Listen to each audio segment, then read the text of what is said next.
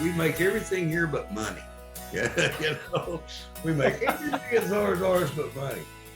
But sometimes that's not necessarily all of it. It really isn't.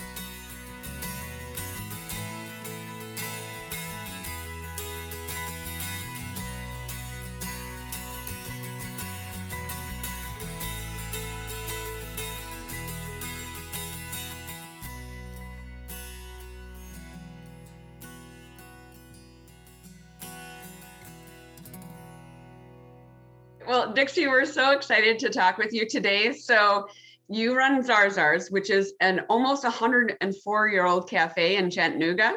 You bet it is. So the oldest in the state of Tennessee that nobody's been able to beat us at this yet. So we'll see. Well, you think about all that you've survived, right? You guys made it through the Spanish flu, COVID, and the pandemic. I mean, the stories you must have are incredible. So can you take us back to the beginning and talk about the founding of the cafe back in 1918? Family is very important to us here at Zarzours. My great-grandfather came to this country back in, I want to say it was 1902 or 3, and came through at New York, came from Beirut, Lebanon. Zarzours is Lebanese. When he got to Chattanooga, he started looking around and found this little spot here. And he started out selling peanut brittle in front of the restaurant out on the sidewalk, had a little set of scales, a little brass hammer. He broke peanut brittle up, and then my Aunt Rose was born, and then she said, well, Daddy, we ought to, sell some food, maybe burgers or sandwiches. So from that, it evolved into what it is now. So it started out with my great-grandfather, then my Aunt Rose had it, then my mother had it, and now since 2015, my wife Shannon and we own Zarzours. And we're going to continue this. We're not closing up on my watch, I can tell you. Whoever it ends up with it after me, they do what they want to do, but this is what we're doing. Dixie, I want to pick on something you mentioned. You said family is really important to you, and that's big for you. And when you talk to customers that have been to Zarzours and have eaten at your cafe and your restaurant, they talk about the family atmosphere. Where did that inspiration come from? One thing I always try to stress to people, especially newcomers, and I always tell them, we've been waiting for you for 104 years. We're really glad you showed up, glad y'all made it. But it's how proud we are of this little restaurant. This only has 10 tables and 4 counter seats. After this many years, family is important. And we want everybody that comes here to realize that is a key element here. It really is. You don't just make great hamburgers and great food and create this great environment for everyone, but you really, at the core of your mission, it's about giving back. Can you talk a little bit about what you do for the local homeless community? Yes, this dates all the way back into the mid to late 1960s. My grandfather, Abe Zarzour, he was a big baseball player here in Chattanooga. He loved baseball, and so what he did is he used to collect baseball bats, gloves, masks, whatever it took. And he would donate those things to the boys club here in Chattanooga. And even after my grandfather passed, they kept bringing stuff to my mother here at Zarzours. But anyway, my wife Shannon, she is really into a couple of things here.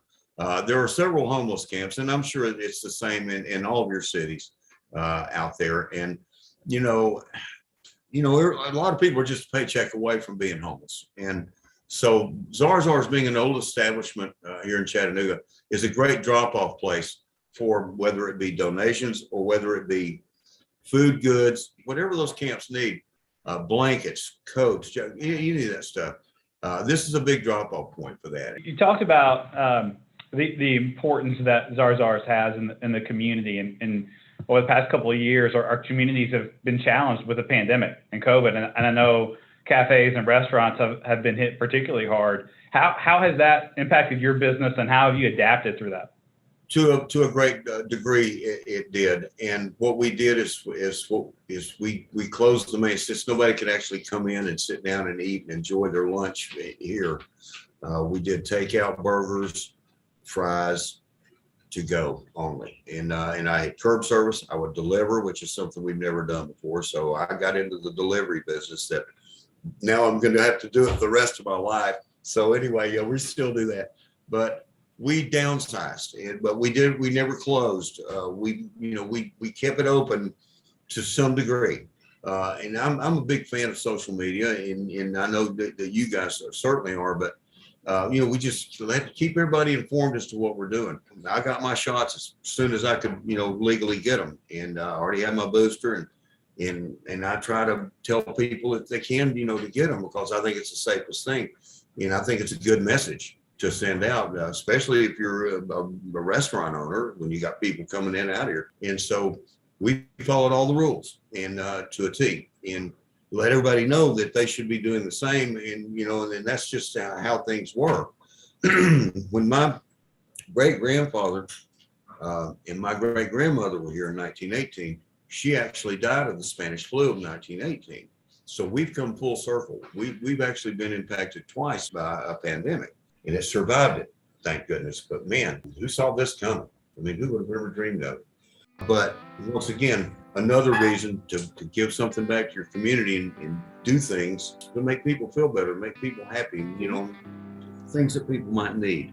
I can see the passion and how important you are to the community. And I'll say one of the things that Truist believes in is how important small businesses are to our communities. They're essentially the backbone of our communities. And I think about your business in particular, how important it is, and how important it is for customers to support businesses like yours. We're not big, we don't blow our own horn a lot, when something really good happens here, we certainly want people to know about it, and we want to let people know what we're doing with that. But I'm tickled to death. I don't really want for anything. I've been all over the world, and I've seen everything that I want to see. This is perfect for me right now. So if I can take what's left of me and give something back, I think that's an important thing.